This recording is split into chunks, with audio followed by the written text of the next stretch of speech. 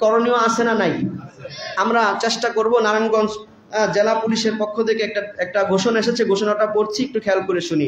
নারায়ণগঞ্জ শহরের traffic jam নিরসনে পরিবহন মালিক, চালক ও শহরের আদিবাসীদের প্রতি পুলিশের বিশেষ অনুরোধ।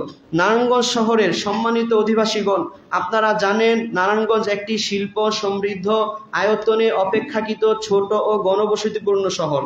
অত্র জেলায় অন্যান্য জেলা হতে নিয়মিত লোকজন আসা যাওয়া করে এবং অন্যান্য জেলার যাত্রীবাহী পণ্যবাহী যানবাহন চলাচল করে।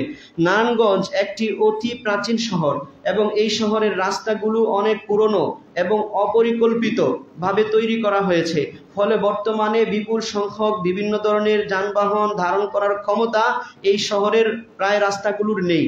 তদুপরি বছরব্যাপী রাস্তার উপর বিভিন্ন সংস্কার কার্যের খোঁড়াখুড়ি, নির্মাণ সামগ্রী ও পয় নিষ্কাশনের বর্জ্য ফেলে রাখা, ভাসমান ব্যবসায়ীদের রাস্তা দখল করে ব্যবসা পরিচালনা, অবৈধ পার্কিং, যত্রতত্র যাত্রী ওঠানামা ইত্যাদি কারণে নারায়ণগঞ্জের ট্রাফিক ব্যবস্থাপনা একটি বিশেষ চ্যালেঞ্জের মুখে পড়েছে, যার ফলস্বরূপ নগরবাসীকে প্রতিদিন যানজটের ভোগান্তির শিকার হতে হচ্ছে।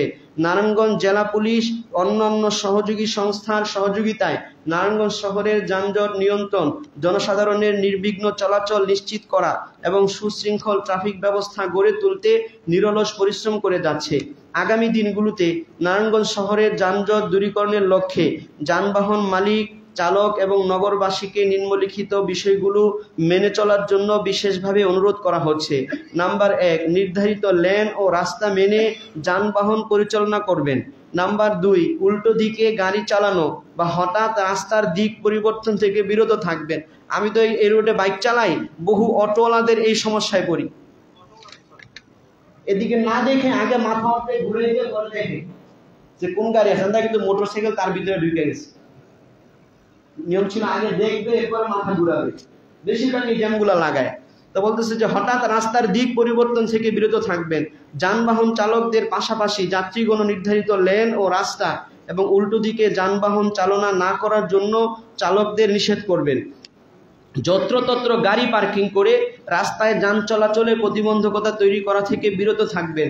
যত্রতত্র বাস, লেগুনা, অটোরিকশা থামিয়ে যাত্রী ওঠানামা না করে নির্দিষ্ট স্টপেজে ব্যবহার করবেন। আপনাদের এই রুটটাও মাঝে মধ্যে, এই বছর আলহামদুলিল্লাহ একটু শৃঙ্খলা চলতেছে, গত বছর মানে কয়েক বছর আমি খুব বিপদে পড়তাম। সকালে আমি মোটরসাইকেল নিয়ে মাদ্রাসায় যাব, এই মসজিদ থেকে মোটরসাইকেল নিয়ে বের হওয়ার জায়গা নেই, এই রাস্তার এরকম জ্যাম থাকতো। তখন আমি চিন্তা করতাম যে একটা মানুষ যদি অসুস্থ হয়ে যায়, অ্যাম্বুলেন্স ঢুকাবে কোন দিক দিয়ে, বের করবে কোন দিক দিয়ে। আলহামদুলিল্লাহ এখন দেখতেছি শৃঙ্খলা আছে, ওরকম জ্যাম লাগে না। আল্লাহ তাআলা এইভাবেই রাখার তৌফিক দান করেন। যত্রতত্র গাড়ি পার্কিং করে রাস্তায় যান চলাচল প্রতিবন্ধকতা তৈরি করা থেকে বিরত থাকবেন। যানবাহনের মালিকগণ চালককে গাড়ি চালানোর জন্য ভাড়া অনুমতি দেওয়ার পূর্বে চালকের দক্ষতা, অভিজ্ঞতা ও সচেতনতার বিষয়টি যাচাই করবেন। নাগরিকগণ রাস্তায় নির্মাণ সামগ্রী, পয় নিষ্কাশনের বর্জ্য এবং অন্যান্য মালামাল ফেলে রাস্তায় প্রতিবন্ধকতা তৈরি করা থেকে বিরত থাকবেন। চালকগণ নিজেরা অতিরিক্ত হর্ন বাজিয়ে শব্দ দূষণ তৈরি করবেন না এবং অন্যদেরকেও বিষয়ে সচেতন করতে সহযোগিতা করবেন।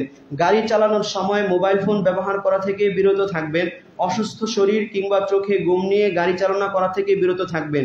ট্রাফিক পুলিশ এবং এ কাজে নিয়োজিত সরকারি ও অন্যান্য ব্যক্তিগণের দেয়া ট্রাফিক সম্পর্কিত অনুরোধ নির্দেশনা মেনে চলবেন। উপরের সকল অনুরোধ নির্দেশনা মেনে সুশৃঙ্খলভাবে যান পরিচালনা করে যানজট মুক্ত শহর তৈরি করতে পুলিশকে সহযোগিতা করার জন্য যানবাহক মালিক, চালক, যাত্রী ও নগরবাসীকে আন্তরিক ধন্যবাদ। আমরা সকলেই চেষ্টা করব এই নির্দেশনাগুলো নিজে মানার, অন্যকে মানতে উদ্বুদ্ধ করার জন্য। আমরা যারা সুন্নত পড়িনি তারা কবলার জুমা 4 রাকাত সুন্নত পড়েনি।